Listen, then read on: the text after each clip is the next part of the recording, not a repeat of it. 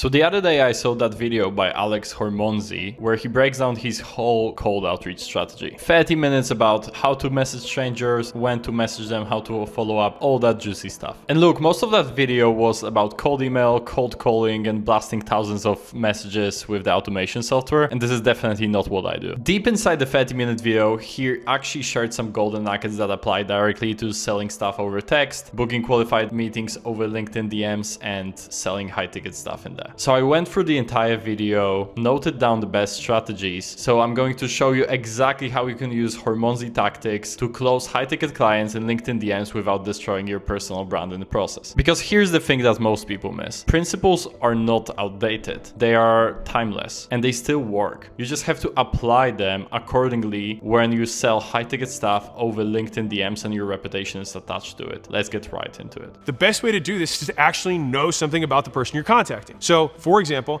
if you match your area code on the phone, you have a higher pickup rate. Why is that? Because it might be someone they know or someone who knows them. If you know their name, you buy yourself a couple extra seconds. If you know something about them, you buy yourself even more seconds. When you get a generic cold message, I can't get it out of my inbox fast enough. If someone takes time to actually understand what my business is, understand my needs, understand a little bit of my background, and then makes that, I will usually take the time to read it. Why? Because I'm interested in myself. So Hormozi said that the best way to do it is actually knowing something about the prospect you reach out to. And that's so true, because if you know their name, you're buying yourself a couple of extra seconds. If you know something more about their business, how do they work and how you can add value, you're buying yourself way more seconds. Because when you send like generic cold outreach, it's just gonna land in your inbox like across every other person, right? But if you actually take some time to research their profile and know about their stuff, know about their business, and send a message which is really thoughtful and adds value to the world, I'm actually gonna read every single one because I'm interested about it, because they actually took that time and it's actually relevant for me. So naturally my curiosity is gonna be on and, you know, get to that place. So the whole premise is like when you're even doing like cold outreach, you have to make it feel like warm outreach indeed. Because if you're reaching out to the strangers, if you make friends with them, they stop being strangers, right? And the whole thing really is like people don't care about you, people only care about themselves, and they don't believe what you say, they only believe what they say or other people say. So by taking that extra minutes and personalizing the message, you actually set yourself for success rather than failure, because naturally you're going to be making prospects feel heard, seen, and make it feel valuable. Because think about it, if somebody actually sent you like a genuine message that may apply to your business and add value to your business, why would you ignore it? Like, I'm reading those messages. I receive like at least 2-3 pitches in my DMs every single day, and my account is not that big, if I have to be honest, but I read them still, like, and I see how much they actually prepared, right? Because if they did, the other day a lady outreached me without any preparation. It was super relevant. She just tried to pitch me her stuff and I was like, no thanks. The second day, actually somebody reached me out with like the whole personalized message, which was tailored to me. She went over my post. She actually knew my methods. She knew what I'm speaking about, what I'm up to. So she made it super personalized and relevant for me to actually respond. So the same premise applies to LinkedIn DMs. If you're reaching out to people that already like and comment your posts, they're within your circle of influence. They want to be reached out to. They already engage with your marketing, and it feels like a natural next step receiving a message from you and responding to it. But if you would like to actually take some extra time to research about the person, make it about them, make it valuable for them, make them feel seen, heard, and make them feel special overall, it's gonna go a long way, trust me. So the other day, we've been sending some messages from Misha's account. If you're listening to Misha, shout out to you. And she has a big following and she gets like a lot of engagement, right? So we took actually like the time to research each prospect and make them feel special. And she's been getting like up to 70% reply rate, which is decent. Like me on my account, I've been seeing like 60-65% on my cold outreach sometimes, which is unbelievable almost. Like you don't get another platform like this, but at the same time, like you have to spend that time researching your prospects and making them feel heard, seen, and special. Otherwise, you're just gonna burn through the leads and sound like everyone else, and we wouldn't like to do it. So if you think about it, those principles work cold. And if you take them and apply them to your warm audience, that's just gonna be so much more powerful. We're not trying to tickle their interest. We're trying to blow their minds and in under 30 seconds with the value that we're going to provide them.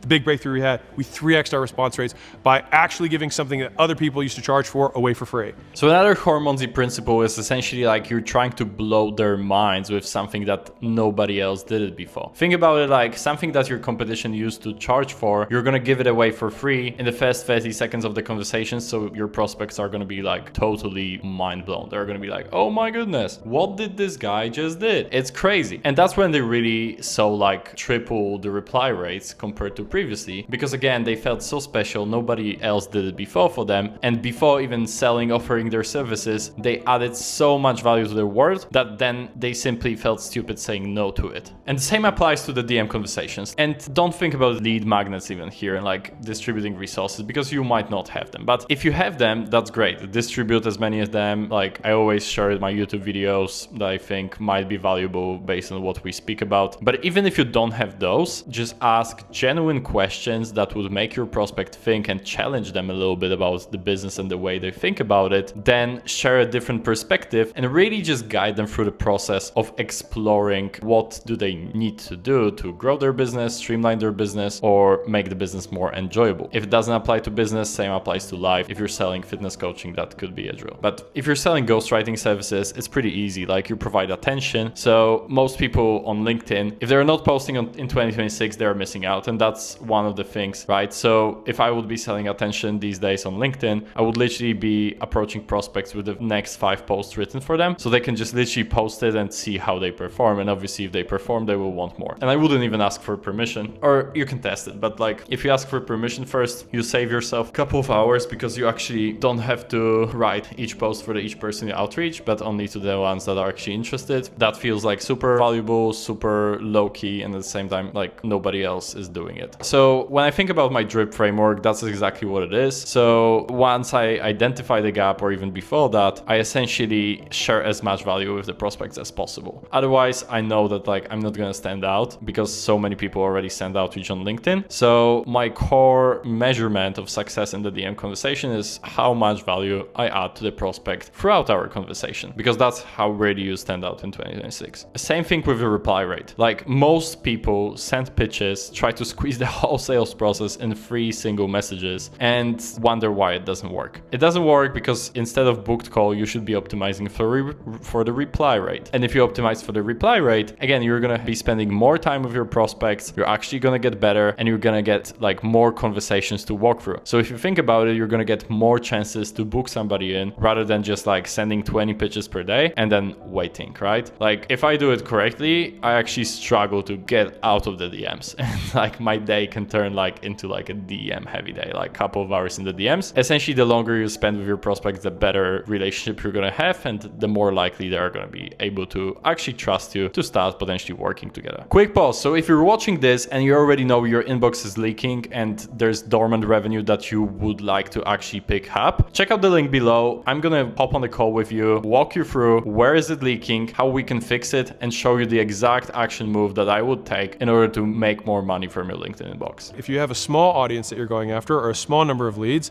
then I would say personalize to the greatest degree possible, because those probably cost you a lot of time and effort to get, and I wouldn't want to burn through them. If you're trying to reach them, well, you'd probably write a personalized handwritten letter. And honestly, beyond that, you probably send them a personal gift because their account is probably worth a ton of money, but there aren't many of them. So Hormozi talks about this spectrum, right? On one hand, you can be sending like thousands of messages, which are like low quality, and just be playing like the volume game. And don't get me wrong, like if you're, you know, having like massive total addressable market, aka your list is like, I don't know, 50,000 people or even more, and that's like just a fraction of the market, yes, you can try to go this way. That's like essentially cold email approach, right? So blasting messages without much personalization and just like going the volume game, because like it's gonna work out in your favor at some point. Like, and the more you send, the more you're gonna book. It works. But on the other spectrum, if you have a small audience, I would rather actually like spend more time personalizing each message, sending them maybe relevant notes, handwritten notes, letters, physical cards, so you actually make them feel like so special in a way that you don't have so many shots to shoot. And like if you just burn for your audience, you're gonna have to build it again, which doesn't really make sense. So the golden middle that he outlined would be something that we call personalization at scale, which is big audience and big personalization and relevance. So that's something that allowed us ultimately to monetize inboxes on LinkedIn properly. So the other day I was speaking to like an agency owner. He probably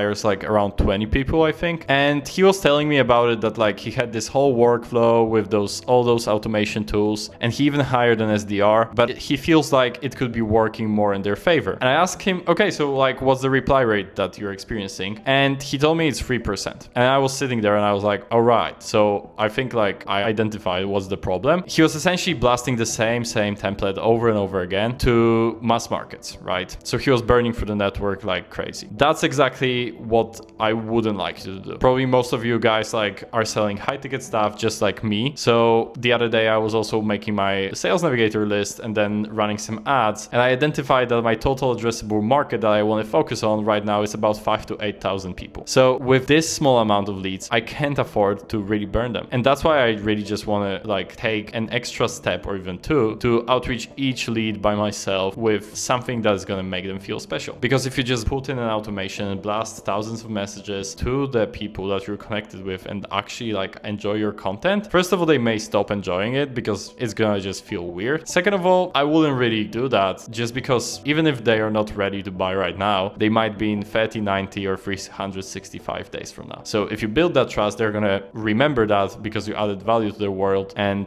they're naturally going to be coming back to you. The same thing Hormozi says about like outreaching to the small town market, right? So if you're outreaching, for example, fund managers, so probably not that many of them that you can be outreaching to, you should be actually like sending them relevant cards, something really like personalized, just because you want to stand out and at the same time like maximize the chance of each lead responding and entering the sales process. Otherwise, it's a way to disaster. You're actually trying to get a hold of these people rather than going through the motions, and you probably will. Most times, that's what people do and say this doesn't work. So don't do that. More times, more ways. She might not have needed your thing right then, and she might need it again later. And so once their lead list is big enough, believe it or not, you can actually keep harvesting from that list. You go right back to the top and you work it again. So let's cover something that most people like are actually afraid of doing, the follow-ups. And how I really think about sending the follow-ups that actually work, I try to reframe my mind about like, it's not a follow-up and it shouldn't be just like a little nudge on their shoulder being like, hey, you still there? Just bumping this up. Like, it's a follow-up that's really like low value. So if you want to send them like, yeah, it probably can work, but to some degree, again, like if you're selling to a small audience and something very like nuanced and high ticket, you would rather just go and spend time on each follow-up to make it super valuable and make it feel good for them. And the way I go about it is really what Hormozi calls the value sequence. So I think about like what's there like that I can give to my prospect that will actually add value to their world or their business. It might be a resource that I'm able to share. It might be an experience that might be relevant for them. It might be a client case study that actually went through similar thing and managed to overcome this and got the results that they want to have. Think about something that really like you wouldn't shy away from sharing with your client. And I know it feels scary, but share it with the prospect. If you think about it the other way, if you genuinely know you can help somebody make more money or make their life better, it's almost make a disservice of not following them up. People get busy, people forget to check their inboxes. So if you don't remind them of your existence and how much value you can bring to their world, they're gonna forget and they're gonna just get on with their life. So if you're not following up, you're actually doing them a disservice because you're not providing them help that could change their life, business, or anything else.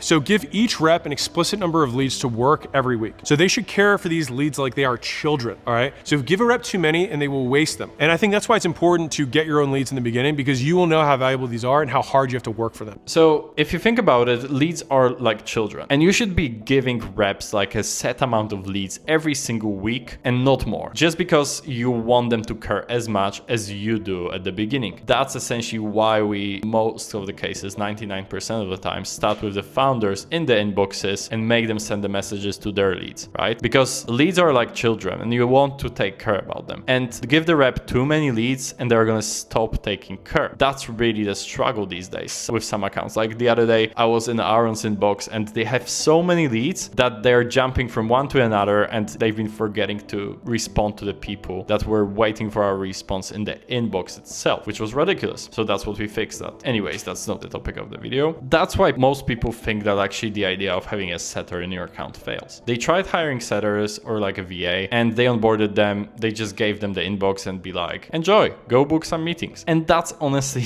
like a recipe for disaster. That's like why I see so many people failing with hiring their first DM salesperson, which is awful because if you think about it, you didn't have a system, you didn't have a proper way to onboard this person and you didn't have anything to control what's the actual performance and help them improve it on the way. So they got too many leads, they got overwhelmed, they didn't have the process, all that bad stuff. You don't really want that headache. So what I do instead is usually, first of all, before even onboarding a setter, we make sure we have everything in place, which is messaging, scripts and templates. And again, I'm not a big fan of the templates, but just, you have to have something to get started with. Second of all, SOPs and the way you operate in the inbox daily. Inbox can be a very overwhelming place. So in your favor and in your goodwill is to make it less overwhelming for your reps. Because if you make it less overwhelming, they're going to have better performance and better life, and they're going to stay with you longer. So, and ultimately you actually want to track every single thing. So you don't want to just wake up one day or in a month time and be like, shit, this funnel was not working for us for the past month. What do we do? You want to know the moment the funnel is stopped working and get on it right away. That's like the thing that, like, as a business owner, you should care the most, because that's literally your direct messages from your account with your reputation attached to it. And you want to actually take care about it, because then it can work magic. Then you can source like thousands of dollars every single month for this inbox. Forget about it, and it's gonna forget about the results as well. Interest groups are the warmest cold audience you can get.